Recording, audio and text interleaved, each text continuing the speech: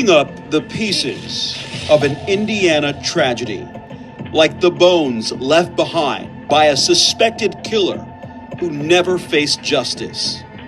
Charred, broken, buried, discarded. More than 20 suspected homosexuals have died violent deaths. Authorities believe all of the victims frequented gay bars here in Indianapolis. If they murder one person, they're not going to stop. It almost appears Mr. Beaumeister was leading a double life. The suspected crimes of Herbert Beaumeister made news for more than 15 years before his name was officially tied to the murders of 17 identified men and boys. This is most likely the largest mass murder, at least in this state, if not in the Midwest. On an 18-acre horse farm off 156th Street, Herb Beaumeister, also known as the I-70 Strangler, and his wife and 3 kids lived a seemingly normal life. That's only how it seemed.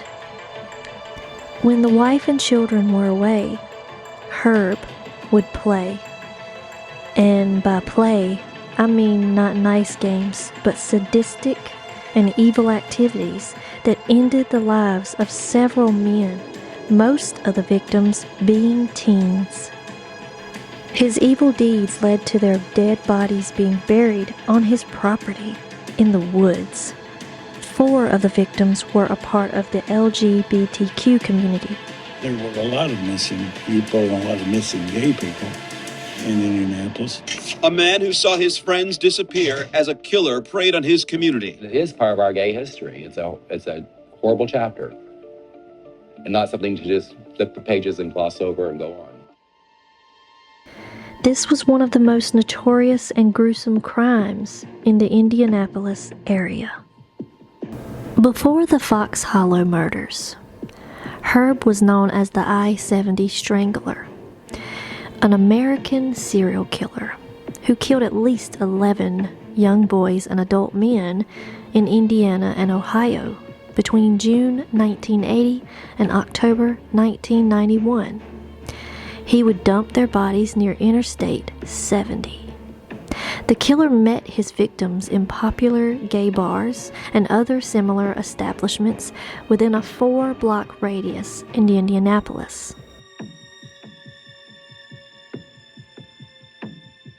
The Indiana Department of Transportation maintains over 11,000 miles of roadway, and we paint those miles of roadway each year, and this is just an isolated incident that happened. The drive-by striping, or whatever. Herb Beaumeister of Carmel saw it all. I said to my son, they're gonna hit that raccoon with the spray gun, and sure enough, hit the stripe right over its face and neck. And I didn't even move it, no effort to, get it out of the way. So I had another Polaroid with me, so I took a shot at the thing. A raccoon, which met its demise on the yellow line, became one with the paint. The raccoon has since been removed. This is all that's left. This was just, a finisher that a chalk fight brought around his career by state officials. There was no excuse for that. I mean, the poor thing deserved a better fate than that.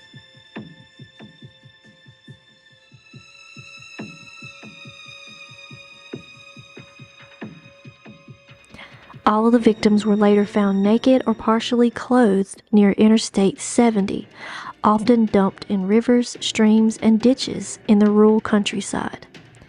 Each had been strangled to death. Though officially unsolved, Beaumeister was named the prime suspect in the case in April 1999 by law enforcement. According to investigators, bodies related to the I-70 Strangler case stopped being found in 1991 after Beaumeister bought the Fox Hollow farm. And that is when he started burying his victims in his backyard. 15-year-old Michael Sean Petrie was discovered naked in rural Hamilton County, Indiana on June 16, 1980. Despite his young age, he was a male prostitute who spent most of his time around Indianapolis gay bars. He was reported missing on June 7th, but 3 days later, he was observed in different parts of the city, riding along in a stranger's car. The cause of death was established as strangulation. No traces of drugs or alcohol were found in his blood. The topless corpse of Maurice Allen Taylor, 22, was found on July 21, 1982 in the Weasel Creek in rural Hamilton County outside Atlanta. While his cause of death was not sufficiently established, law enforcement suspected that he had been strangled. Taylor was a vagrant who lived in a boiler room of an apartment complex in Indianapolis, and due to his financial difficulties, he offered sexual services around the gay bars. Delboy Lee Baker, 14, was found semi-nude near a river in Hamilton County, Indiana on October 3, 1982. While investigating his death, authorities located witnesses who stated that Baker was last seen on the evening of October 2nd in downtown Indianapolis boarding a blue van driven by a young white man with a bushy mustache. The boy's parents told police that he had been riding his bike to the city center on the night of his disappearance, from where he called home at 10:30 p.m. to inform that he was going to be late because he wanted to go to the cinema. It was later established that Baker had been cruising the Indianapolis gay bars for the last 3 months and had been prostituting himself. Michael Andrew Mick Riley, 22, disappeared on May 28, 1983 after visiting the Vogue Theater, a gay nightclub in Indianapolis. He was last seen with an unidentified man with whom he later left. In February of 1998, an Indianapolis resident contacted police and claimed that Beaumeister was the man last seen leaving the Vogue Theater with Riley. Riley's nude body was later found in a ditch in Hancock County, southeast of Greenfield on June 5th. The autopsy determined that he had been strangled, with the perpetrator likely using a towel. Eric Allen Roediger, 17, vanished on May 7, 1985, with his shirtless body found a few days later near a stream in rural Preble County, Ohio, east of Lewisburg. According to his parents, Roediger was planning to attend interviews for a summer job on the day of his disappearance, but did not attend any of them. His friends and relatives denied that he was gay, but later research indicated that Roediger may have had many acquaintances who were drug addicts or drug traffickers. Witnesses claimed that they had seen Eric at a bus stop in the early morning of March 7th, but instead of waiting for the bus, he accepted a ride from a passing car. When found, he had an apparent burn mark on his left shoulder and had been strangled with a rope. The body of 29-year-old Michael Allen Mike Glenn, clad only in his underwear, was found in a ditch near Eaton, Ohio on August 15, 1986. He lived separately from his parents in a trailer park located on the outskirts of Indianapolis and worked as a handyman.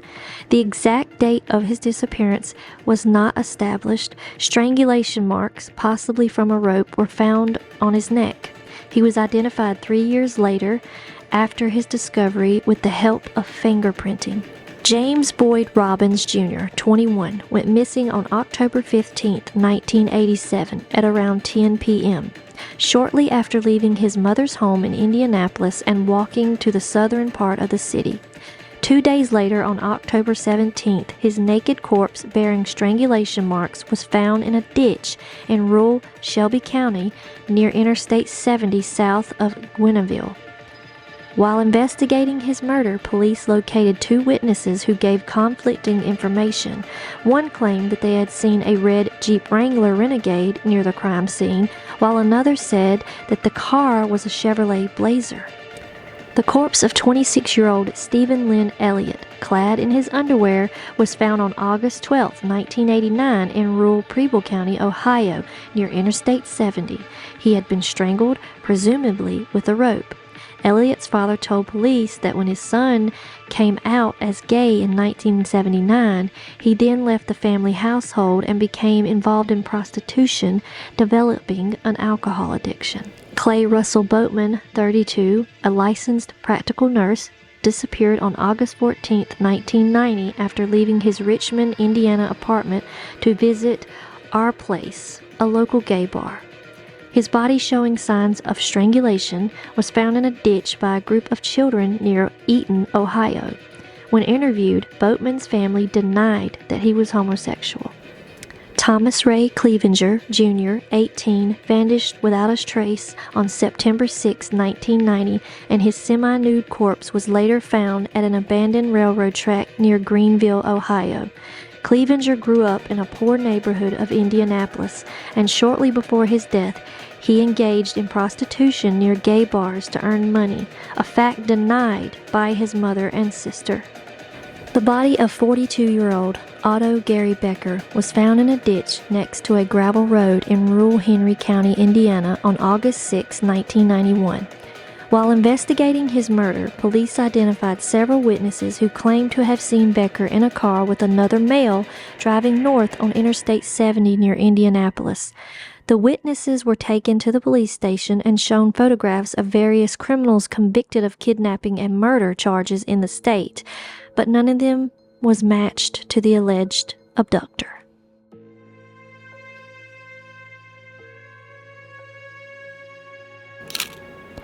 On June 24, 1996, investigators recovered human bone fragments of at least 11 people buried in the woods of Fox Hollow Farm, an 18-acre property owned by Beaumeister off of 156th Street and the Monon Trail in Westfield, Indiana.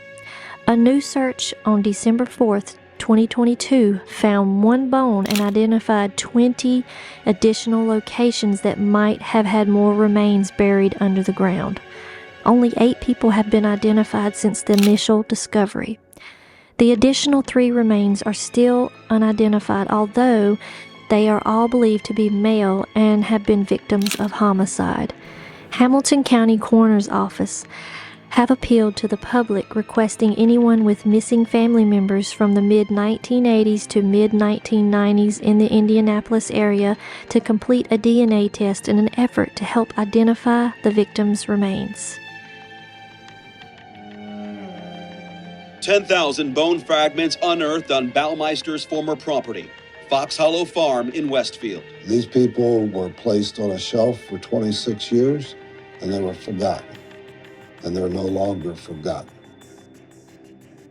Now, a new effort to identify the nameless victims. I want to give as many people the closure that they deserve as well. To understand why the extent of Herbert Beaumeister's cruelty remains a mystery, you'll hear from some of the people who were closest to the case. 2 women whose families were forever changed when their brothers disappeared. We talked about every day, and Manuel wasn't calling.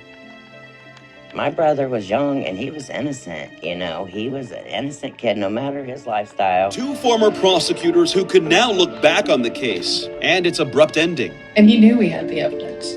He knew what was out there. John Lee, Johnny Bayer, 20, went missing on May 28, 1993 in Indianapolis. Jeffrey Allen Jeff Jones, 31, went missing on July 6, 1993 in Indianapolis. Richard Douglas Hamilton Jr., 20, went missing on July 31, 1993 in Indianapolis. Manuel Resendez, 31, was a homosexual Hispanic male and children's counselor from Lafayette, Indiana, who was last seen at a gay bar in downtown Indianapolis on August 6, 1993. Alan Lee Livingston, 27, also went missing on August 6, 1993 in Indianapolis. His remains were recovered in the initial search of the farm in 1996, but remain unidentified until October of 2023. Stephen Sperlin Hale, 28, went missing on April 1, 1994 in Indianapolis. Alan Wayne Brossard, 28, went missing on June 6, 1994 in Indianapolis.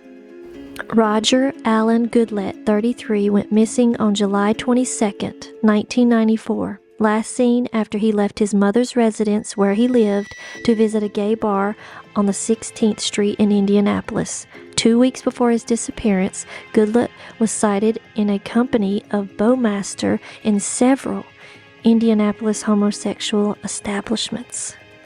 Michael Frederick Mike Kern, 45, was a homosexual man last seen on March 31st, 1995, at a gay bar in downtown Indianapolis. A jacket belonging to Kern was found in Beaumeister's residence. By the early 1990s, investigators with the Marion County Sheriff's Department and the Indianapolis Police Department began investigating the disappearances of gay men of similar age, height, and weight in the Indianapolis area. In 1992, they were contacted by a man named Tony Harris, claiming that a gay bar patron, calling himself Brian Smart, had likely killed a friend of his, Roger Goodlett, based on his suspicious interest in Goodlett's missing person case, and had attempted to kill him with a pool hose during an erotic asphyxiation session in his mansion after he had met him at a local Indianapolis gay bar, the 501 Club. Harris eventually saw this man again in August of 1995, following his car and noting his license plate number. Police identified Brian Smart as Herb Beaumeister. Investigators approached Beaumeister, told him he was a suspect in the disappearances, and asked to search his house. Both Beaumeister and his wife Julie refused to allow a search of their property. By June 1996, however, Julie had become sufficiently frightened by her husband's erratic behavior that after filing for divorce, she consented to a search. The search of the estate was conducted while Beaumeister was on vacation. It turned up the remains of 11 men, 8 of whom were identified. With the warrant out for his arrest, Beaumeister fled to Ontario, where he committed suicide at Pinery Provincial Park on Lake Huron by shooting himself in the head with a .357 Magnum handgun. Beaumeister left a 3-page suicide note written on yellow notebook paper. He regretted messing up the park. He wrote, he felt badly about his broken marriage and failing business, but he did not mention the remains of his victims or admit to any crime. He described items on his trip, including his intention to kill himself in a different place, but seeing children there had changed his mind. His final meal was a peanut butter sandwich.